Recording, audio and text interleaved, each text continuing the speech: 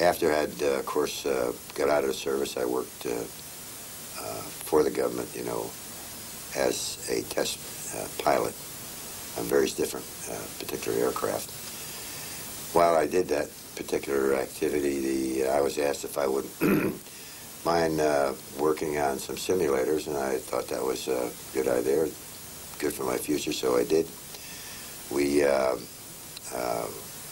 We were then reassigned. It was just not myself. There were several other fellows like myself, engineers, that were reassigned to certain companies here in the United States on the various different simulators that they were making for the various new aircrafts that they were building. For example, you know, the F-89, F-94, and F-102, and a group of others. We spent probably close to 3.5, 4 years just in training on simulators, and just exactly, you know, how a simulator, an actual simulator for these aircraft work, you know, and the new designs as they came along. After they thought that we were trained sufficiently, then we were asked to do another project, which was more or less in my field as mechanical design. That was to join metal together without glue, nuts, you know, or any adhesives, so forth, you know, for aircraft purposes. The indication was to make the aircraft lighter. Okay.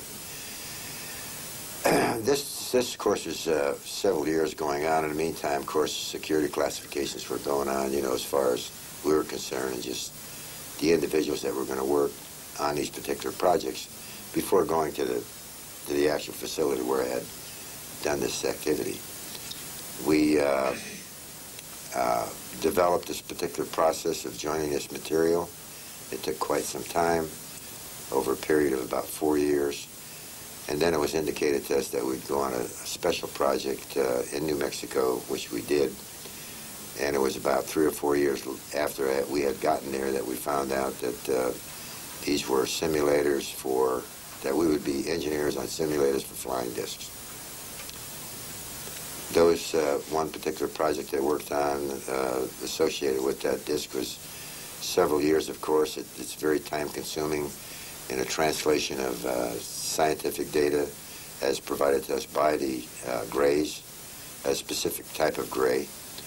As this information was given to our scientists and various different engineers that we had no association with, but they were doing what they call a copy engineering. The copy engineering was a process where they had taken an item or a portion of the craft, and they were disassembling it, writing their procedures, and identifying certain things as they took it apart and how it related to, from their science to our science, and could we use that. I spoke in a little lecture here a while back that no average pilot could fly a flying disc because it was so complicated and so foreign to the individual pilot that there would be no way that he'd be able to hop in one even if they gave it to him and said, here, fly this. Consequently, what we did, we took their avionics and transferred it to our science and our technology and used the avionics that we know of as far as aircraft is concerned. The basic principles in all this, as far as the avionics was concerned, was no different than a regular aircraft that we have. If you understand that, say for example, a fighter aircraft, it's much different than a flying disc. There were certain situations that we had to resolve. And basically, we only looked at a couple different things because the flying disc only flies in about 3 different positions. And that is at 65 degrees, flat horizontal, and possibly vertical. But it was very difficult to fly vertical. The avionics that we developed for that was for the 65 degrees, pitch and yaw, and flat flight. Did you ever see a disc by yourself? I saw a disc from a distance.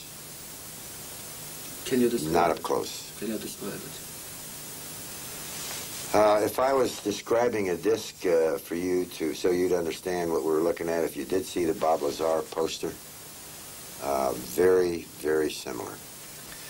This facility I was worked at is I'd say, as far as secrecy is concerned, is much tighter than possibly even Nellis here and some of the other facilities, you know, in this country. The entrance and the locations and the scenario on say, hey guys, you know, here this is, you know, this is what the ship looks like. Okay, that's what the ship looks like. As far as entering a ship, no. But that was a disc. How far away was it?